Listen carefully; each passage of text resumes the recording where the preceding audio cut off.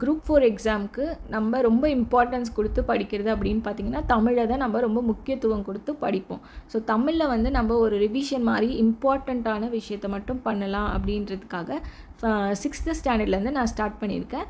6th ஸ்டாண்டர்டில் term 1ல் இருக்க நூல்வெளிகள் மட்டும் நம்ம பார்க்க போகிறோம். இன்பத்தமிழ் அப்படின்ற பாடத்தில் இருக்க நூல்வெளி தான் ஃபஸ்ட்டு நம்ம பார்க்குறது. பாரதிதாசனோட இயற்பெயர் அப்படின்னா சுப்புரத்தினம். அவர் வந்து பாரதியார் மேலே இருக்க பற்றால் அவரோட பெயரை வந்து பாரதிதாசன் அப்படின்னு சொல்லி மாற்றிக்கிட்டாரு. அவரோட கவிதைகள் இதெல்லாமே வந்து புரட்சிகரமான பாடுபொருளாக பாடியுள்ளார். அதாவது புரட்சிகரமான நூல்கள் அப்படின்னும் போது பெண் கல்வி, கைம்பெண், மறுமணம், பொது உடைமை, பகுத்தறிவு முதலான புரட்சிகரமான கருத்துக்களை பாடுபொருளாக பாடியுள்ளார். அதனால் அவரை நம்ம புரட்சி கவி அப்படின்னும் சொல்கிறோம். இவர் பாவேந்தர் என்றும் சிறப்பிக்கப்படுகிறார். இப்பாடல் பாரதிதாசன் கவிதைகள். அதாவது என்ன பாடல் அப்படின்னு பார்த்தீங்கன்னா இன்பத்தமிழ் அப்படின்றது. ஸோ தமிழை பொறுத்த வரைக்கும் நமக்கு ரொம்ப டெப்த்தாக கூட கொஷின் கேட்பாங்க. அதனால் நீங்கள் ஒரு வார்த்தைக்கும் இம்பார்ட்டன்ட் கொடுத்து படிச்சுக்கோங்க. இந்த இன்பத்தமிழ் அப்படின்ற பாடல் வந்து பாரதிதாசன் கவிதைகள் என்ற நூலில் தமிழ் என்னும் தலைப்பின் கீழே தான் இருக்கிறது. ஸோ இந்த இன்பத்தமிழ் அப்படின்றது எதில் இருக்குது அப்படின்னும் கேட்கறதுக்கு நமக்கு சான்ஸ் இருக்குது. இன்பத்தமிழ் அப்படின்ற இந்த பாடல் வந்து பாரதிதாசன் கவிதைகள் என்ற நூலில் தமிழ் அப்படின்ற தலைப்பின் கீழ் தான் இது இடம்பெற்றிருக்கு.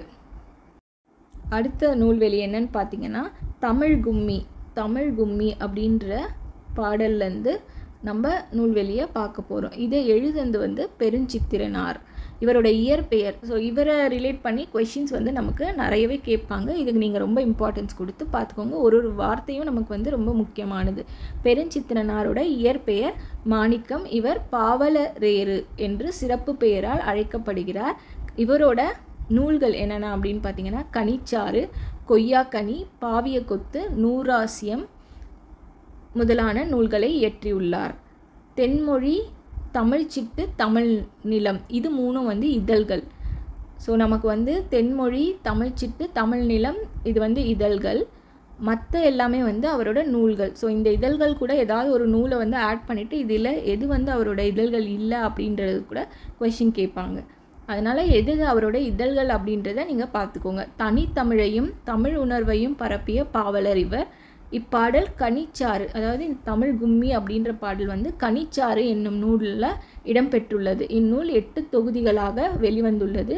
இது தமிழ் உணர்வு நிறைந்த பாடல்களை கொண்டது. ஸோ இதில் வந்து அவரோட இயற்பெயர் என்னன்னு பார்த்துக்கணும், அவரோட சிறப்பு பெயர், அவர் எழுதிய நூல்கள், அவரோட இதழ்கள் இது எல்லாமே வந்து இந்த நூல்வெளியில் உங்களுக்கு ரொம்ப முக்கியமானது. அடுத்து இந்த நூல்வெளி என்ன அப்படின்னு பார்த்தீங்கன்னா சிலப்பதிகாரம்லேருந்து எடுத்திருக்க நூல்வெளி. சிலப்பதிகாரம் அப்படின்ற காப்பியத்தை இயற்றியவர் இளங்கோவடிகள். இவர் சேர மன்னர் மரபை சேர்ந்தவர். ஸோ இது வந்து நமக்கு முக்கியமான பாயிண்ட். இளங்கோவடிகள் சேர மன்னர் மரபை சேர்ந்தவர் என்று சிலப்பதிகார பதிகம் கூறுகிறது. இவர் கிபி 2ஆம் நூற்றாண்டை சேர்ந்தவர். சரியா, இதெல்லாமே நமக்கு ரொம்ப முக்கியமான பாயிண்ட்ஸு. சிலப்பதிகாரம் இளங்கோவடிகளால் இயற்றப்பட்டதுன்னு நமக்கு எல்லாருக்கும் தெரியும். அவர் எந்த மரபை சேர்ந்தவர்னா சேர மன்னரோட மரபை சேர்ந்தவர். அப்புறம் கிபி 2ஆம் நூற்றாண்டை சேர்ந்தவர். ஐம்பெருங்காப்பியங்களில் ஒன்று சிலப்பதிகாரம். இதுவே தமிழின் முதல் காப்பியம். இது வந்து கூற்று மாதிரி கொடுத்து கூட நமக்கு சரியா அப்படின்ட்டு கேட்பாங்க.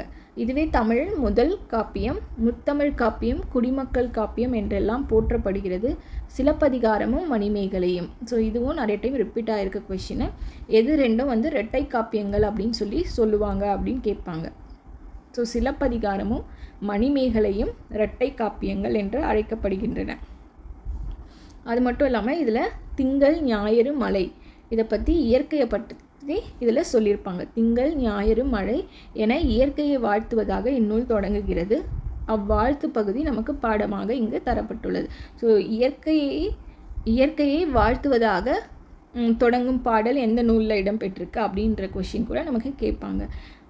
இது எல்லாமே வந்து நமக்கு ரொம்ப முக்கியமான பாயிண்ட்ஸ் தான். நெக்ஸ்ட்டு அடுத்த நூல்வெளி பாருங்கள். காணி நிலம் அப்படின்ற பாடல்லேருந்து எடுத்தது. பாரதியாரோட காணி நிலம்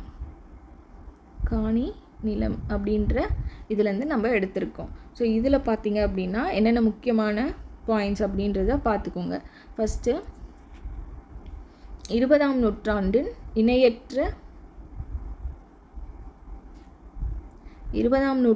இணையற்ற கவிஞர் பாரதியார். இவரோட இயற்பெயர் சுப்பிரமணியன். இளமையிலேயே சிறப்பாக கவி பாடும் திறமை இருந்ததால் எந்த மன்னர் இவருக்கு பாரதி அப்படின்ற பட்டம் வழங்கினார் அப்படின்னு கேட்டாங்கன்னா எட்டயபுர மன்னரால் தான் இவருக்கு பாரதி அப்படின்ற பட்டம் வழங்கப்பட்டது. அதே மாதிரி தம் கவிதையின் வழியாக விடுதலை உணர்வை ஊட்டியவர். மண் உரிமைக்காகவும் பெண் உரிமைக்காகவும் பாடியவர். நாட்டுப்பற்றும் மொழிப்பற்றும் மிக்க பாடல்கள் பலவற்றை படைத்தவர். அவரோட நூல்கள் என்னென்னு பார்த்தீங்கன்னா பாஞ்சாலி சபதம், கண்ணன் பாட்டு, குயில் பாட்டு போன்ற நூல்கள் இயற்றியுள்ளார். பாரதியார் கவிதைகள் இந்த காணி நிலம் அப்படின்றது எதில் இடம்பெற்றிருக்கு?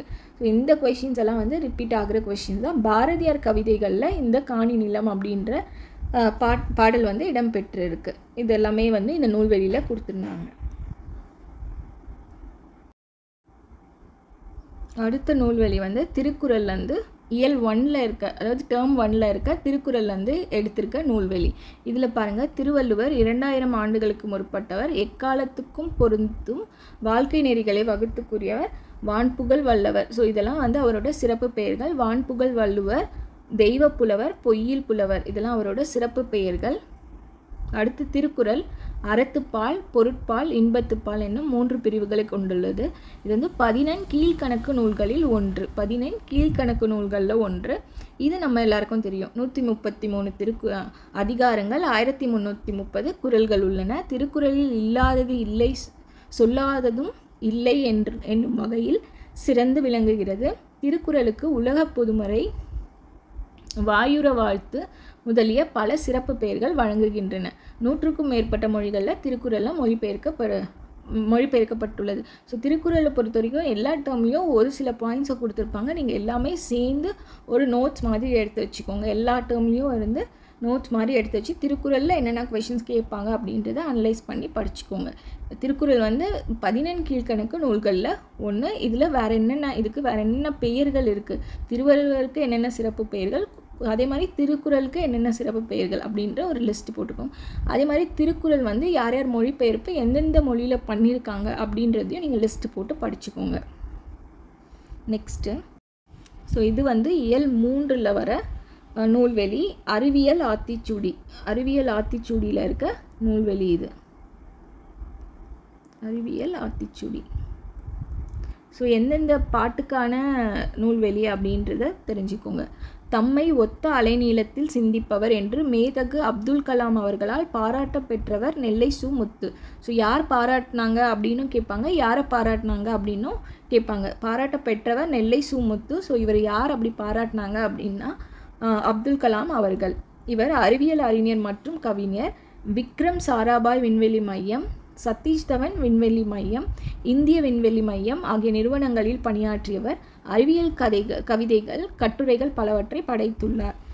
அறிவியல் ஆத்திச்சூடி என்னும் நூலின் ஒரு பகுதி தான் இந்த நமக்கு கொடுத்திருந்த அந்த பாட்டு. ஸோ இந்த வீடியோவில் நம்ம 6th டேர்ம் 1ல் இருந்த நூல்வெளிகள் எல்லாமே பார்த்துருக்கோம். அதில் என்னென்ன இம்பார்ட்டண்ட்டாக இருக்குது அப்படின்றத பார்த்து நீங்கள் படிச்சுக்கோங்க. நெக்ஸ்ட் வீடியோவில் அடுத்த டேர்ம் நூல்வெளியை பார்க்கலாம். Thank you friends. தேங்க்யூ ஃபார் வாட்சிங்.